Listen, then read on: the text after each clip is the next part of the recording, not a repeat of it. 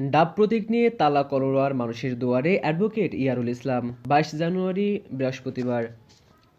আগামী ২০২৬ সালের জাতীয় সংসদ নির্বাচনে সাতক্ষীরা এক তালা কলরো আসনে বাংলাদেশ কংগ্রেসের মহাসচিব অ্যাডভোকেট ইয়ারুল ইসলাম এই নির্বাচনে ডাব প্রতীক নিয়ে প্রতিদ্বন্দ্বিতা করছেন। তিনি বাংলাদেশ কংগ্রেসের মহাসচিব হওয়ায় দীর্ঘদিন রাজনৈতিক কার্যক্রমে সক্রিয় ছিলেন। তার অভিজ্ঞতা ও জনপ্রিয়তা স্থানীয় জনগণের মধ্যে শক্ত অবস্থান তৈরি করেছে। নির্বাচনী প্রস্তুতি ইতিমধ্যেই শুরু করেছেন তিনি। দলের স্থানীয় নেতৃবৃন্দ ও কর্মীদের সঙ্গে বৈঠক করেছেন এবং ভোটারদের সঙ্গে সরাসরি সংযোগ স্থাপনের জন্য মাঠে প্রচারণা চালাচ্ছেন। আজ তিনি নিজ গ্রাম কলারোয়ার আইচপাড়া, হঠাৎগঞ্জ, মুফতিবাড়ি মোড়, গোয়ালচাত্তর বাজার, লাঙ্গলঝাড়া বাজার হয়ে কলারোয়ার বিভিন্ন স্থানে দলীয় ডাব প্রতীকে ভোটের প্রচার করেছেন।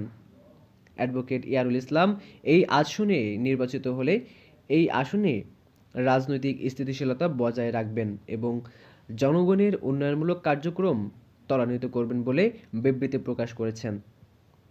Mohammad Abu Raihan, desk report. কংগ্রেস কংগ্রেস বাংলাদেশ কংগ্রেস, কংগ্রেসের মূলনীতি সুস্থ ধারার রাজনীতি, ইয়ারুল ভাই সতলোক, জয়ের মালা তারে হোক। যোগ্য নেতা ইয়ারুল ভাই, ডাব ছাড়া উপায় নাই, ইয়ারুল ভাই এমপি হলে কাজ করবে সবাই মিলে। ইয়ারুল ভাইয়ের চিন্তাধারা, মাদক মুক্ত সমাজ গড়া, ইয়ারুল ভাইয়ের চিন্তাধারা, সন্ত্রাস মুক্ত সমাজ গড়া। ভোট দিন ভোট দিন, ডাব মার্কায় ভোট দিন, ইয়ারুল ভাইয়ের সালাম নিন। ডাব মার্কায় ভোট দিন, ভোট দিবেন ভাই কোনখানে, ডাব মার্কার মাঝখানে। ভাই বোনদের বলে যাই, ডাব মার্কায় ভোট চাই।